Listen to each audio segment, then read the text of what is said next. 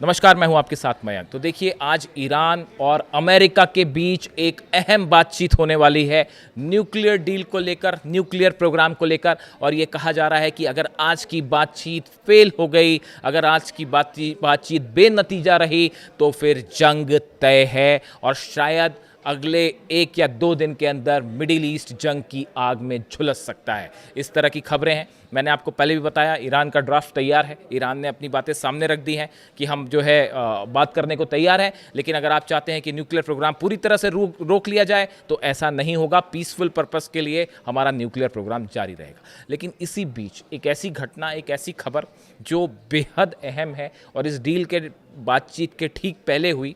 देखिए, Donald Trump कल जो है वो अमेरिका की संसद में बोल रहे थे। अब देखिए, डोनाल्ड ट्रंप जब संसद में बोल रहे थे तो उन्होंने क्या कहा। डोनाल्ड ट्रंप ने कहा ईरान की मिसाइलें बेहद घातक हैं। उन्होंने कहा कि ईरान की मिसाइलें हमारे यानी अमेरिका के बेसेस को नुकसान पहुंचा सकती है। उन्होंने कहा ईरान की मिसाइलें यूरोप के लिए खतरा है। और इतना ही नहीं, उन्होंने ये भी कह दिया कि अब ईरान की मिसाइलें अमेरिका तक भी पहुंच सकती हैं। ये बात कौन कह रहा है? अमेरिका के राष्ट्रपति डोनाल्ड ट्रंप कह रहे हैं।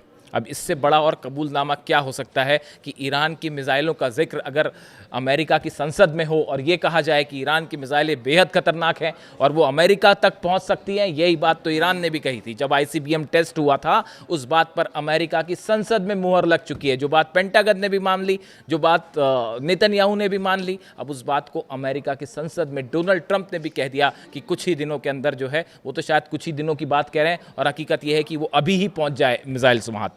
और ये joint session of senate of house और हाउस ऑफ रिप्रेजेंटेटिव का जो जॉइंट सेशन था उसमें ये एड्रेस कर रहे थे।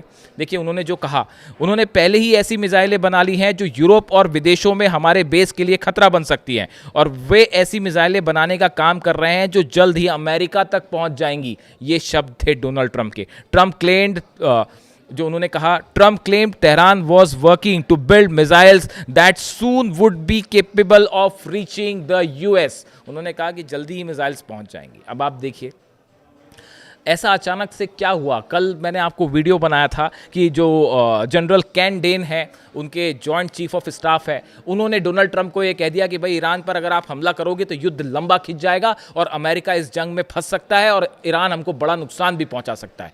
ये बात कल केन ने कही, जनरल केन ने कही, और आज जो है वो डोनाल्ड ट्रंप खुद इस बात को मान लेते हैं। उसके कुछ घंटों बाद डोनाल्ड ट्रंप ने भी इस बात को मान लिया कि ईरान की मिसाइल्स जो हैं वो अब अमेरिका तक आ सकती है।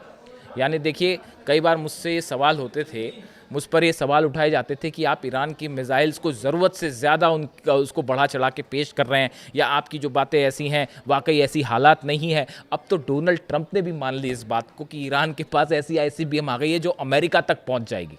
नेतन्याहू ने इस बात को मान लिया। अब इससे बड़ा और कंफर्मेशन किसी को कैसे चाहिए? और हम जितने दावे कर रहे थे, मैंने जितने दावे किए आपके सामने कि आईसीबीएम बन चुकी है, सबसे पहली खबर मैंने आपको बताई थी कि आईसीबीएम बन गई। आज अमेरिका का राष्ट्रपति भी यही बात को कह रहा है कि भाई इनकी मिसाइल्स तो अमेरिका तक आ सकती है। तो देखिए, खबर हमने हमेशा से आपके सामने वही खबर रखी जो सच है, और सोर्सेस से पुख्ता परख के हम खबर आपके सामने रखते हैं। और आज देखिए, संसद में, अमेरिका की संसद में वही सब बातें कही जा रही हैं जो हम पहले से कहते आए हैं। अब देखिए, इसके साथ ही अब बड़ी खबर ये है कि बातचीत में आखिर क्या होने वाला है। क्या किसी तरह की डील वाकई हो पाएगी? देखिए, इसको लेकर अलग अलग राय हैं। देखिए, पिछले कुछ समय से अमेरिका की ओर से जो बयान आए, वो चाहे जनरल कैन डेन का हो, चाहे डोनाल्ड ट्रंप का हो, या फिर विटकॉफ का हो। विटकॉफ का बयान आया था कि डोनाल्ड ट्रंप ये पूछ रहे हैं कि आखिर अब तक ईरान ने सरेंडर क्यों नहीं किया। आप इन 3 बयानों को ले लीजिए।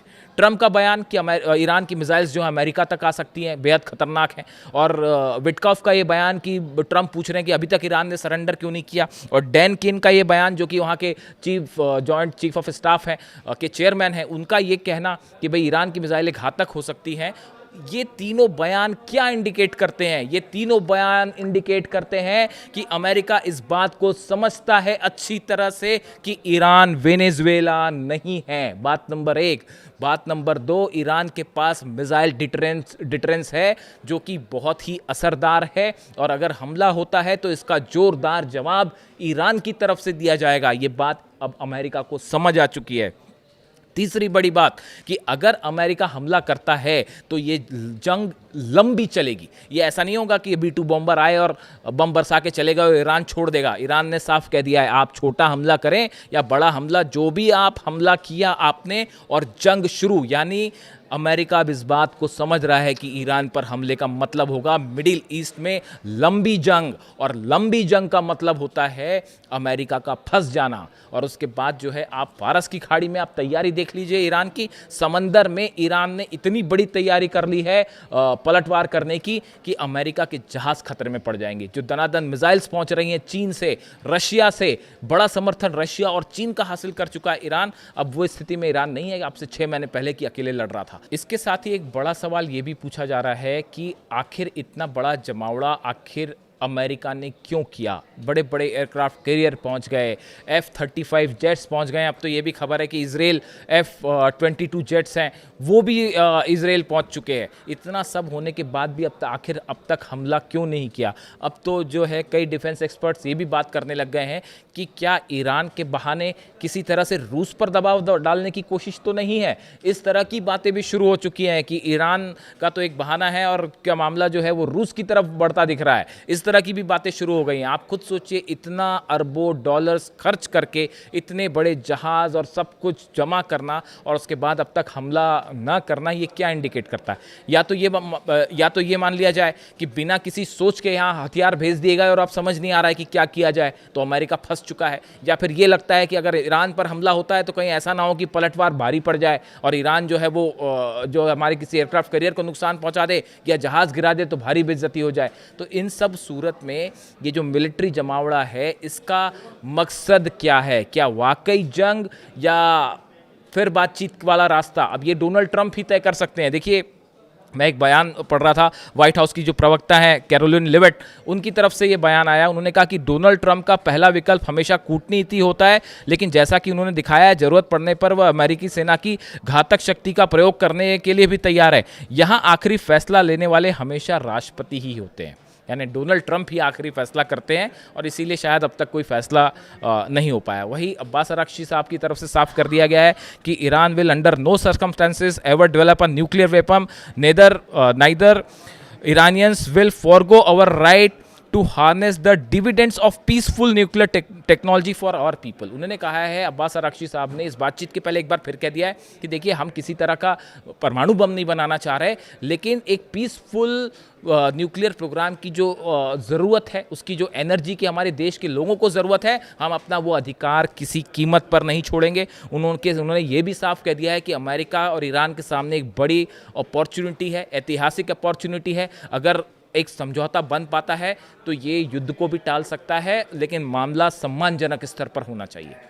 यानी बड़े ही समझदारी के साथ विदेश मंत्री ईरान के, उन्होंने बॉल अब अमेरिका की कोर्ट में डाल दी है कि आप तय करिए, जंग चाहते हैं तो जंग होगी और अगर सम्मानजनक समझौता चाहते हैं तो सम्मानजनक समझौता होगा। अब सबकी नज़रें हैं जिनेवा में कि टॉक्स में क्या निकल के आता है। अगर बातचीत फेल हुई तो तय मानी जा रही है बड़ी जंग। जो भी अपडेट होगा सबसे पहले मैं आप तक पहुंचाऊंगा। Thank you so much.